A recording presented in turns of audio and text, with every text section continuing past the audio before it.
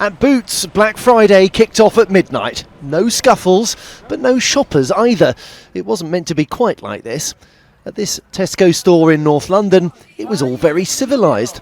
A year ago, the police were being called as fighting broke out. I've got a TV. How sure are you that it's a bargain? It is good, actually. Yeah, I liked it, really, the price. Most retailers have promotions in the window. The average discount, 36%, about what it was last year.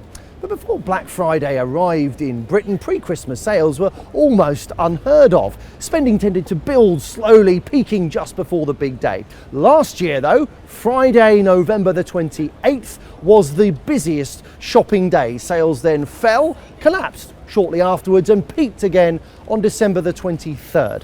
So Black Friday has changed when we shop, but interestingly, it hasn't changed how much we spend.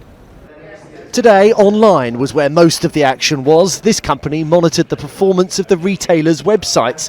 Some struggled. At peak time today, Argos has struggled all day and for the last few weeks. And Debenham struggled, and so did Tesco. At 11 o'clock this morning, it was taking almost 10 seconds for a page to load on the Argos website. Yeah. Why is that a problem? Most customers, if a website page takes more than a couple of seconds to load, will go elsewhere.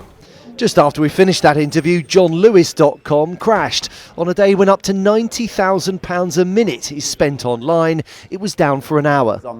Ahead of Black Friday, the boss of John Lewis told me he'd invested in the website to prepare for the big surge. How many transactions can your website handle? Well, that comes back to this here.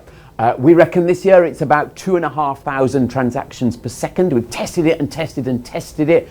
Andy Street has been critical of Black Friday's excesses in the past, but he insists that he has no choice but to match the frenzied discounting. One of the most famous things about John Lewis is our commitment to be never knowingly undersold, and we will not be beaten by anybody on price any day of the year. I couldn't say never knowingly undersold is for 364 days a year, and we stand aside on the biggest day of the year. So Black Friday doesn't create additional sales and whips up demand that retailers sometimes can't satisfy. You may wonder why they bother, but the event is here to stay. Joel Hills, News at 10.